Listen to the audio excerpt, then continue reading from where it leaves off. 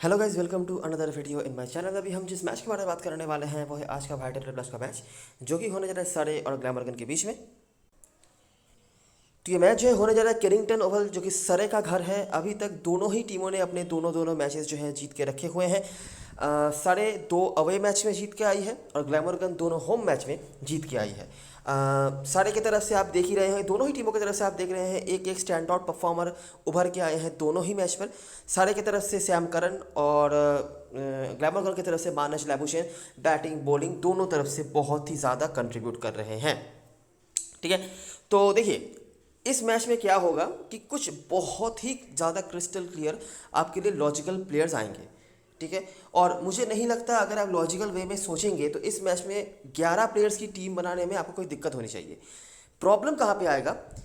Captain vice captain select करने में, क्योंकि अभी जो परसेंटेज कैप्टन वाइस कैप्टन है, ठीक है, बहुत ज़्यादा अगेंस्ट भी आप उनके नहीं जा सकते क्योंकि वो कमाल के फॉर्म पर चल रहे हैं और काफ़ी अच्छा रिस्पॉन्सिबिलिटी रोल दोनों ही आ रहा है उन दोनों के पास।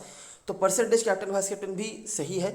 लेकिन अगर हम वीडियो एनालिसिस करेंगे ना, तो मैच के बाद, मैच के इस वीडियो के बाद आपके दिमाग में 2-3 कुछ अलग नाम आ जाएंगे और उनका भी अगर आप सिलेक्शन करने जाएंगे तो वो भी बहुत गलत सिलेक्शन नहीं होगा। लेकिन कहीं जाके अगर वो परसेंटेज वाले कैप्टन वाइस कैप्टन उन लॉजिकल कैप्टन वाइस कैप्टन से ज़्यादा पॉइंट दे गया तो आपके लिए दिक्कतें खड़ी हो सकती हैं। तो इस मैच में मैं पहले आपको बता रहा हूँ जो होगा कि हो सकता है कि आपका जो टीम तैयार होगा और मेरा जो एनालिसिस के बाद टीम बनेगा उसमें 10 प्लेयर्स या 11 ही प्लेयर शायद सेम हो जाए, लेकिन डिफरेंस होगा कैप्टन वाइस कैप्टनसी में। ठीक है, क्या है क्यों है सब कुछ आपको आगे समझ में आ जाएगा। अच्छा, पहले मैं इस ग्राउंड के बारे में थोड़ा आइडिया देता हूँ। ठीक है, पिछले सीजन में मेरे ख्याल से मैंने मैक्सिमम मैचेस ही जो इस ग्राउंड पे हुए हैं खेले हैं और इस ग्राउंड के बारे में मेरा एक्सपीरियंस जो रहा है यहाँ पर मैचेस वगैरह का, वो काफ़ी अच्छा रहा है। ठीक है, कैसे? क्योंकि इस ग्राउंड पे कुछ यूनिक चीज़ें होती हैं पिछले सीजन में और उसी यूनिक चीज़न के ऊपर डिपेंड करके बहुत ही एक्सक्लूसिव एक कैप्टन हुआ करते थे पिछले सीजन में, जिनको हम आंख बंद करके हर मैच पे ही इस ग्राउंड पे कैप्टन बनाते थे। वो कौन है, क्यों हम उनको कैप्टन बनाते थे, सब कुछ इस वीडियो में डिस्कस होगा। मैं पहले ही जो आपको 2-3 प्लेयर्स अलग होने के बारे में बता रहा था, वो प्लेयर्स कौन से होंगे उनके बारे में बातें करेंगे। ध्यान से पूरा वीडियो देखते जाना। ठीक है, वेदर क्लियर है, कोई इशू नहीं है, ये पिछले सीजन की बातें हैं। आखिरी 5 मैचों की बात करें तो फिक्सचर उतना ईजी रहा नहीं है सारे के लिए, 3-2 से ही पिछड़ रही है अभी तक। देखिए ग्लैमरगन के जितने भी मैचेस हमने कवर करे हैं ना, एक भी मैच पर हमने ग्लैमरगन का रिकॉर्ड जो है निहायत ही बहुत बुरा दिखा नहीं है। डिस्पाइट दैट ग्लैमरगन काउंटी की सबसे वीकर टीम मानी जाती है। ठीक है, फर्स्ट मैच ग्लॉस्टरशायर के अगेंस्ट में वहाँ पर वो आगे ही थे, वो मैच वो जीते भी थे। एसएस के अगेंस्ट में रिकॉर्ड अच्छा था, मैच भी जीते। कल जो मैच था यहाँ पर भी हम कंपिटेटिव मतलब रिकॉर्ड्स इनके देख पा रहे हैं। इस ग्राउंड पे अगर बात करें तो पिछले सीजन में घर बना लिया था सारे ने और इसके पीछे एक बहुत ही, मैं कहूँगा 1-2 बहुत ही यूनिक प्लेयर्स का कुछ कंट्रीब्यूशन था, उनके बारे में बातें करेंगे हम। आप देख सकते हैं 6 मैचेस के जो रिजल्ट आए उनमें से 5 में जीते थे। उसके पहले वाले सीजन में उतना अच्छा नहीं था, 7 मैचेस के रिजल्ट आए थे जिनमें 3 जीत और 4 हार उनको सहना पड़ा था। ये कुछ परफॉर्मर्स हैं जो पिछले सीजन में अच्छा करके आए हैं, अगर अच्छा तो देख सकते हैं। अभी जल्दी से आ जाते हैं और देखते हैं जब ये दोनों टीमें यहाँ पर आमने सामने हुई हैं तो क्या हुआ है। तो ये है 2017 का मैच। ठीक है, ग्लैमरगन इसी ग्राउंड पे मैच हुआ था। ये ग्लैमरगन ने बनाया 181। करंट स्क्वाड मेंबर्स में से आपको इनग्रम दिख जाएंगे, टॉम करन। ध्यान से इस नाम को देखते जाना और मुझे नहीं लगता कि जो कंसिस्टेंसी इस बंदे का इस फिक्चर में है, बहुत ज़्यादा किसी भी प्लेयर का आपको कंसिस्टेंसी इतना ज़्यादा देखने को मिलेगा। ठीक है, टॉम करन के विकेट्स हैं, साथ में रिकी क्लार्क और डन बैश के विकेट्स यहाँ पर रहे हैं। ये बाकी मतलब डन बैश और मीकर अभी अवेलेबल नहीं है स्क्वाड में, रिकी क्लार्क हैं लेकिन उनको खिलाया नहीं जा रहा, सारे चेज नहीं कर पाए। करंट स्क्वाड मेंबर्स में से आपको टॉम करन की बैटिंग भी मिल जाएगी। ठीक है, साथ में स्टोनमन, पोप, इनके परफॉर्मेंसेस थे और यहाँ पर इंग्रैम का विकेट भी था, तब वो बॉलिंग करवाते थे। अगला मैच ये भी हुआ था यहाँ पर ही, मतलब इसी ग्राउंड पे। यहाँ पर भी सारे की बैटिंग आप देखेंगे 194 बना। करंट स्क्वाड मेंबर्स में से आपको जेसन रॉय दिख जाएंगे, बॉलरों में से सॉल्टर और वेंडर गुप्टन के विकेट्स। ग्लैमरगन ने फिर से चेस कर लिया, रन बनाया किसने? कार्लसन। ठीक है, साथ में वाग के यहाँ पर कुछ रन थे। टॉम करन वापस से 2 विकेट, रिकी क्लार्क के वापस से विकेट और बैटी का भी यहाँ पर विकेट। अच्छा, आपने ऊपर देखा कि ग्लैमरगन ने इस फिक्चर में 2 जीत दर्ज करे हैं आखिरी 5 में और यही है वो 2 जीत जो इस ग्राउंड पे वो खेल के गए हैं।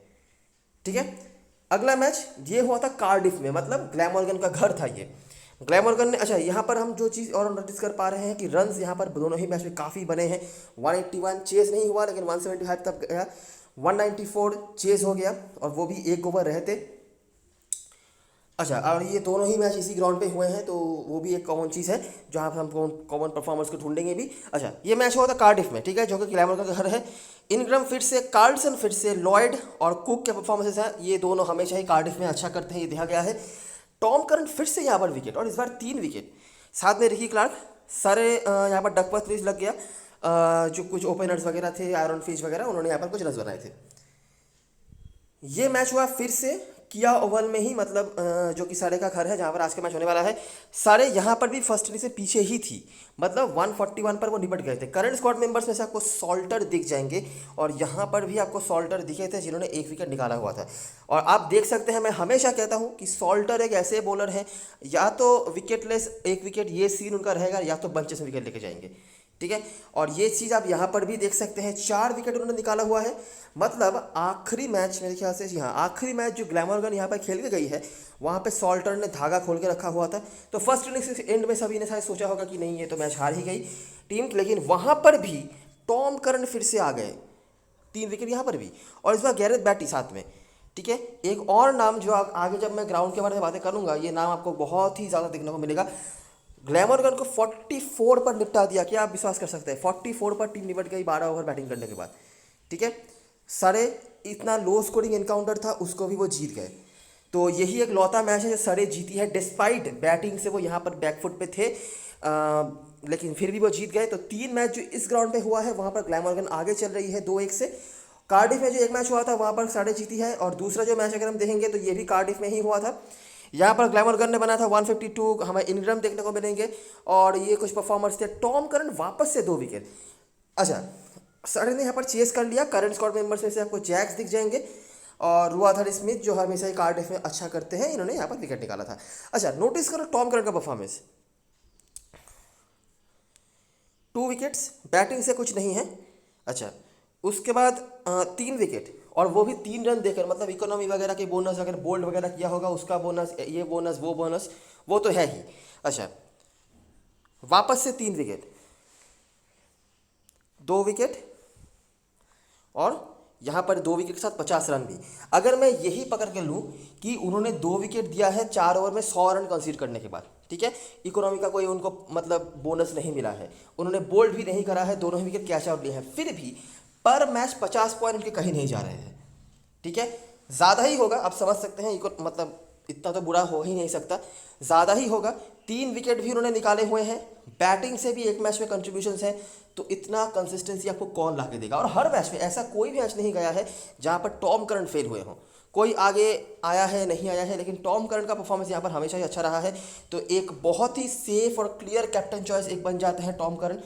तो मैंने जो आपको ऊपर बताया 3 प्लेयर्स का नाम, उनमें से एक आपके लिए टॉम करंट हो गए हैं। आई होप आप समझ गए होंगे, ठीक है, क्यों रीज़न है। एक और जो बाकी चीज़ें हम नोटिस कर पा रहे हैं, ग्लैमरगन इस ग्राउंड पे आगे है, ठीक है। ओवरऑल अगर हम पुराने मैचेस को कंसीडर करें तो रन्स यहाँ पर बने थे पहले के 3 मैचेस में, उसके बाद से रन हमें थोड़ा सा कम होता हुआ दिखा है। स्पेशली आखिरी जो मैच हुआ था इस ग्राउंड पे इन दोनों टीमों के बीच में, 20 विकेट भी गिरे थे, और सिर्फ 185 रन बना था दोनों इनिंग्स मिलाकर, जिनमें से 44 रन पर निपट गई थी ग्लैमरगन की टीम, ये भी हुआ है। अच्छा, इसके सिवाय कुछ नाम हमें देखने को मिल रहे हैं हेड टू हेड में। हमने जो पहले 2 मैचेस देखे थे ना, मतलब जो ओवल में हुए थे, वहाँ पर तो ग्लैमरगन जीती है, और इस फिक्चर में एक आध यूनिक प्लेयर्स के नाम भी हमें देखने को मिल रहे हैं, जैसे कि कार्लसन, कॉलिन इनग्राम के तो कुछ रन हैं ही। सारे की तरफ से बैटिंग से हमें उस तरह से कंसिस्टेंटली कोई देखने को नहीं मिल रहे हैं। जेसन रॉय के बीच बीच में 20-25 रन करके है, लेकिन उस तरह से कंसिस्टेंटली कोई नहीं। बस यही, ठीक है। ज़्यादा कोई कंसिस्टेंट हमें देखने को नहीं मिल रहा है बैटिंग से।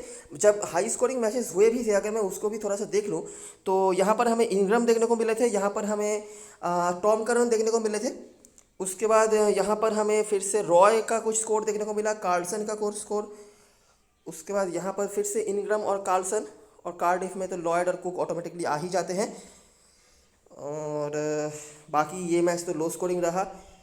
यहाँ पर भी हमें इनग्रम देखने को मिल रहे हैं, साथ में जैक्स कुछ स्कोर हैं, ऐसा, ठीक है। तो बैटिंग से कंसिस्टेंटली हिस्टोरिकली जो प्लेयर्स अभी अवेलेबल हैं करंट स्क्वाड में, उनमें से कोई हमें कोई ज़्यादा देखने को नहीं मिल रहा है, लेकिन बॉलिंग से कुछ नाम हमने देखे हैं, स्पेशली सारे की तरफ से ये है। और सॉल्टर का नाम अभी आपने देखा होगा, जो इन्होंने अच्छा करा है, ठीक है। अभी अगर हम हेड टू हेड में आ जाए, तो समराइजेशन पे कौन कौन से प्लेयर हमें देखने को मिल रहे हैं। बॉलिंग पे जैसा का भी आप एक्सपेक्ट कर सकते हैं, टॉम करन 10 का औसत है, सिर्फ 10 का, ठीक है। 5 में से 12 विकेट, 5 मैच में 12 विकेट है, और 3 for 3 जो पर उन्होंने बैटिंग कोलैप्स करवाया था वो उनका है। बैटिंग में ज़्यादा कोई नहीं है, लेकिन लॉरी इवांस एक नाम आ रहे हैं। 5 मैच में 190 का औसत है इनका। अभी ऑफकोर्स 190 करके तो रन नहीं बनाया होगा हर मैच पे ही। आखिरी जो 4 मैच वो खेल के गए हैं, जब वो खेलते थे ससेक्स के होकर, ठीक है, सारे के होकर ऑफकोर्स वो नहीं खेल पाए हैं एक भी मैच अगेंस्ट ग्लैमरगन, क्योंकि पिछले सीजन में वो सारे की टीम में जुड़े हैं, तब इन दोनों टीमों के बीच में मैच नहीं हुआ था। उसके पहले जब वो ससेक्स के होकर खेलते थे तब उनका रन यहाँ पे रहा है, और आखिरी 4 मैच जो वो खेल के आए हैं उनमें से एक भी बार वो आउट ही नहीं हुए हैं। 5वां मैच अगर हम देखेंगे तो वहाँ पर वो सस्ते में निपट गए थे, नहीं तो उन 4 मैचेस के भीतर उनका 250+ स्कोर भी है। तो काफ़ी डिसेंट परफॉर्मेंस रहा है लॉरी इवांस का। हालांकि ये काफ़ी पुराना रिकॉर्ड है और तब टीम भी अलग था, लेकिन जो भी हो, जो रिकॉर्ड है वो मुझे रखना है आपके सामने, तो मैंने रख दिया है। तो ये है सारी चीज़ें जो हेड टू हेड से हमारे सामने आई है, ठीक है। पहले के 3 मैचेस हाई स्कोरिंग बने हैं, रिसेंट जो 2 मैचेस हुए हैं रन थोड़ा सा कम बना है, बैटिंग कोलैप्स भी हमने होते हुए देखे हैं। कुछ कॉमन परफॉर्मर्स आपने नोटिस करे हैं जिन्होंने इस फिक्चर में अच्छा करा हुआ है। अभी आ जाते हैं ग्राउंड के बारे में। इस सीज़न में कोई मैच नहीं हुआ है, लेकिन पिछले सीज़न में काफ़ी मैचेस हुए थे, तो उससे ही हमें कुछ कॉमन चीज़ें ढूंढनी है और देखनी है कि क्या क्या हमें मिल रहा है। स्टार्ट करते हैं पिछले सीज़न के, ये जो पिछले सीज़न का आखिरी मैच था ये, जो कि हुआ था क्वार्टर फाइनल का मैच, सारे बनम केंट का, ठीक है। सारे ने यहाँ पर बनाया था 169। जेसन रॉय के रन्स थे, आमला तब खेलते थे उनके रन्स थे, जैक्स, ये नाम को अभी आपको गौर से देखना है। आपको अगर याद हो, जो पहला मैच था ना इस सीज़न का, काफ़ी लोग ऐसा आ रहे थे सरे के मैच पे जिन्होंने जैक्स को कैप्टन या वाइस कैप्टन बनाया हुआ था। अभी उसका रीज़न क्या है मैं आपको बताता हूँ। देखो 23 रन्स, बॉलिंग पे 4 विकेट, ठीक है। केंट का बैटिंग कोलैप्स हो गया, साथ में बैटी मोरियार्टी के भी यहाँ पर विकेट रहे हैं, ठीक है। तो चेस यहाँ पर नहीं कर पाई चेसिंग टीम, और सारे ने का भी डिसेंट स्कोर था 169 का। अगला मैच केंट बनाम सारे, फिर से पिछले सीजन में 3 मैचेस हुए थे ये दोनों टीमों के बीच में, मेरे ख्याल से इसी ग्राउंड पे हुआ था। तो केंट ने यहाँ पर बनाया था 159।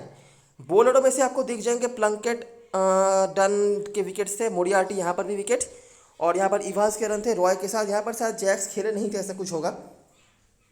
अगला मैच ससेक्स बनाम सारे, 165 बना, चेस हो गया।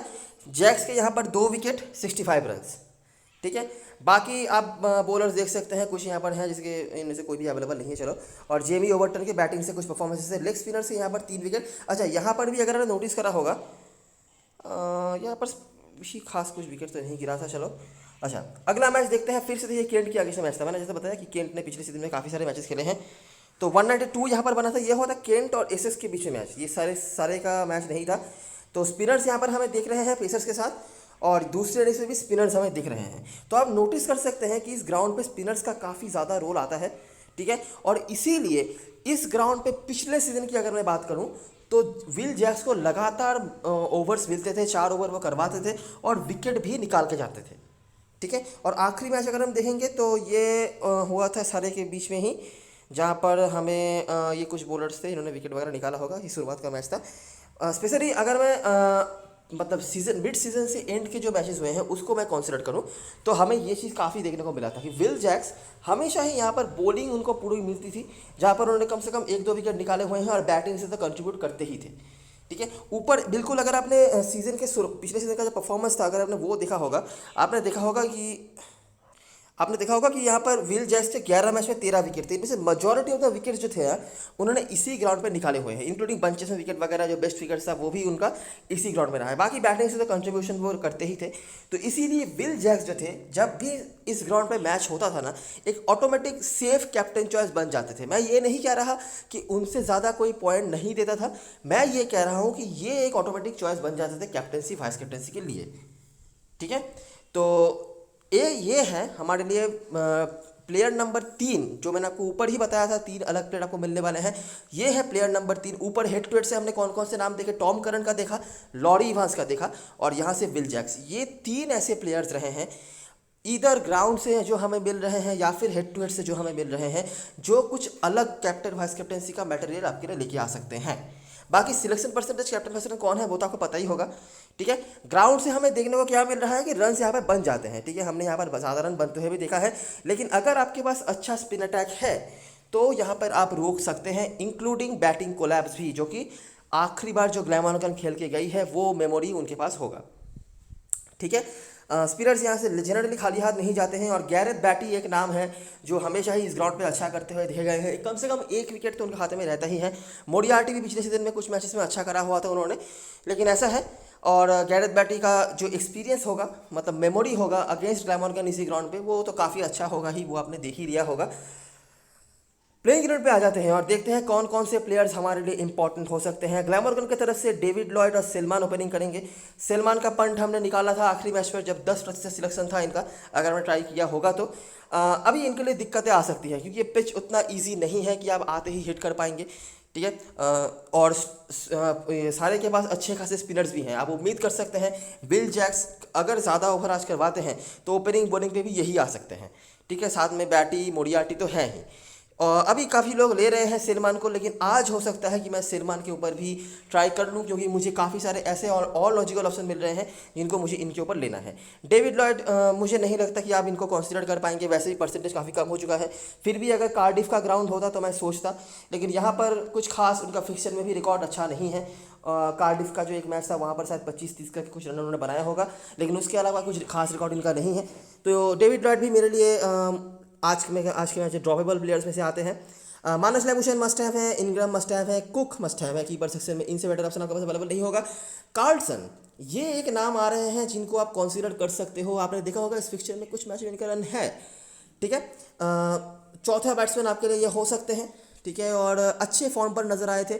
अभी तक बैटिंग से प्रॉपर मौके इनको नहीं मिले हैं, लेकिन अगर मिलता है जो आज के मैच में मिलना चाहिए, क्योंकि स्पेशली अगर हम टॉप 2 को अवॉइड कर रहे हैं, इनग्राम भी कुछ खास अभी तक करा नहीं है उन्होंने, तो समझ लीजिए अगर हम टॉप 2 को अवॉइड कर रहे हैं तो कार्लसन का नंबर बन सकता है।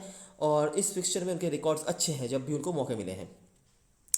साथ में नीचे अगर हम आएंगे तो डैन डाउथवेट जो सही जगह पर बॉलिंग भी करवा रहे हैं, बैटिंग भी थोड़ी बहुत कर सकते हैं, लेकिन पॉसिबल शायद नहीं हो। सिसोडिया और यहाँ पे सॉल्टर, ये दोनों ऑप्शन हैं जिनमें से एक आपकी टीम में ज़रूर से होना चाहिए, ठीक है। अच्छा, मैं बहुत ज़्यादा नहीं कहूँगा कि ग्लैमरगन के सपोर्ट में ज़्यादा बॉलर्स रखिए, लेकिन एक मुझे लगता है स्पिनर आपके लिए होना चाहिए। स्पेशली सॉल्टर को काफ़ी लोग ले भी रहे हैं।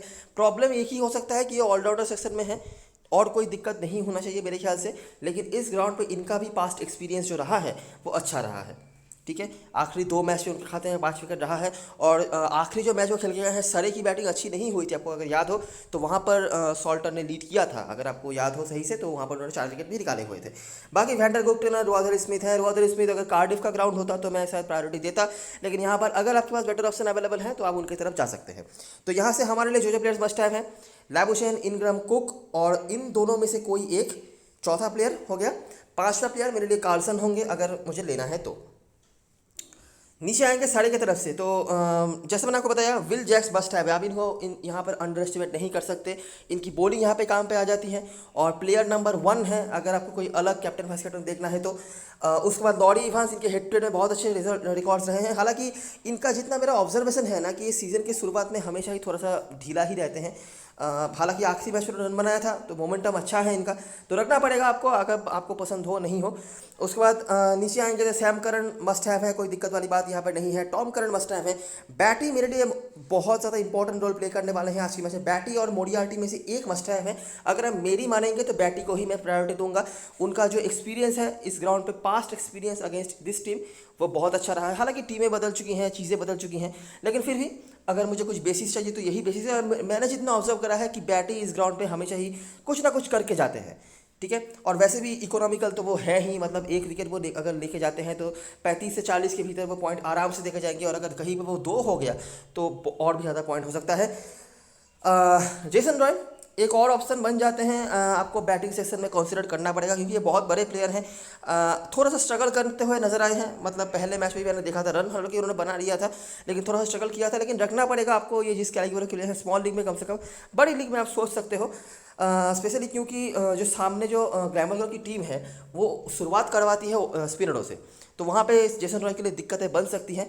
इसीलिए मैं कह रहा हूँ, नहीं तो मस्ट हैव में मैं नहीं कहता, मैं रखता अगर दूसरा कोई ग्राउंड या दूसरा कोई चीज़ होता तो, लेकिन यहाँ पर मस्ट हैव में नहीं कहूँगा, लेकिन स्मॉल लीग में आप रख के चल सकते हो। लेकिन बाकी यहाँ से जो 5 प्लेयर्स आप देख रहे हैं, मतलब ये 3, टॉम करन, बैटी, मोरियार्टी में से कोई एक, ठीक है, ये जो 5 प्लेयर्स मेरी टीम में ज़रूर से होंगे। उसके बाद जेसन रॉय का ऑप्शन आपके पास अवेलेबल होगा, आप चाहो तो ले सकते हो। बॉलिंग फर्स्ट में आप डन के साथ भी जा सकते हो क्योंकि ग्लैमरगन की बैटिंग जो है डेप्थ काफ़ी कम नज़र आ रही है। ठीक है, और मतलब टॉप ऑर्डर में भी और लोअर ऑर्डर में भी, और डन दोनों तरफ से ही आपके लिए काम पे आ सकते हैं।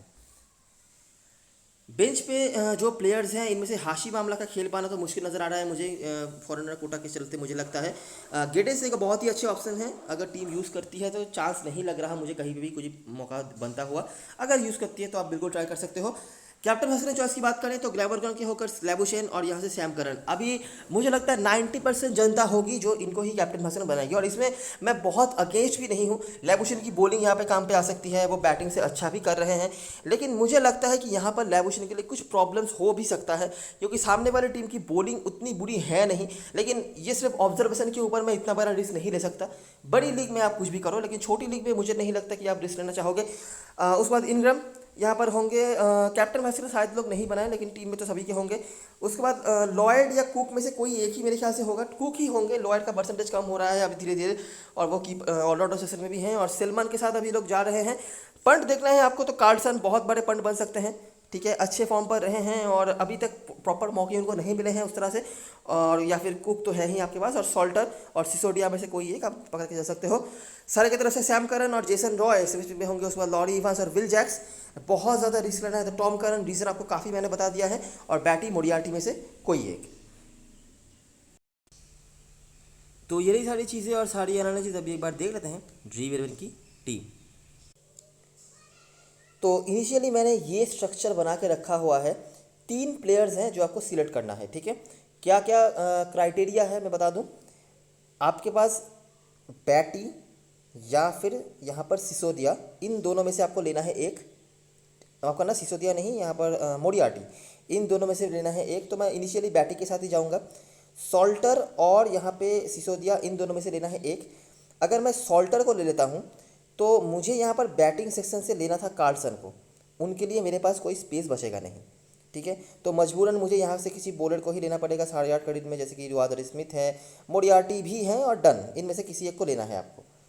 और अगर आप यहाँ पे सॉल्टर को नहीं लेके सिसोडिया को लेके जाते हो, जो भी बहुत बुरे चॉइस नहीं होंगे, तो आपके पास अपॉर्चुनिटी होगा कि आप कार्लसन के साथ भी चले जाएं, ठीक है। ये जो कॉम्बिनेशन नज़र आ रहा है ये बहुत बुरा नहीं है।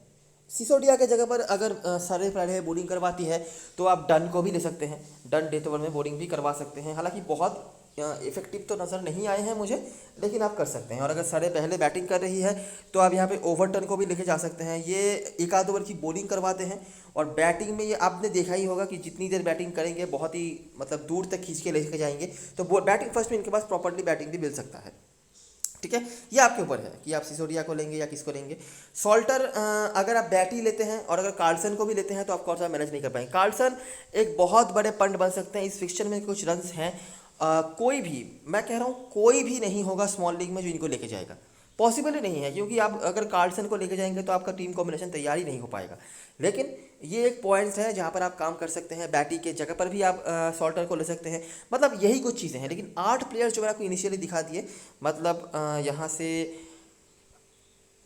सिसोडिया को छोड़िए, यहाँ से बैटी को छोड़िए, यहाँ से कार्लसन को छोड़िए, बाकी जो 8 प्लेयर्स आपको दिख रहे हैं ये मेरे टीम में हो सकता है कोई सा भी मैं टीम क्यों ना बना लूँ, ज़रूर से होंगे। लॉरी इवांस बड़ी लीग में आप ट्राई कर सकते हो, क्योंकि इनका जो मेरा ऑब्जर्वेशन है कि सीज़न के शुरुआत में थोड़ा सा स्लो ही चलते हैं, तो उस हिसाब से शायद इनका नंबर आ जाए आज कम कुछ करने का। लेकिन रिकॉर्ड जो है मैं स्मॉल लीग में छोड़ने वाला हूँ नहीं।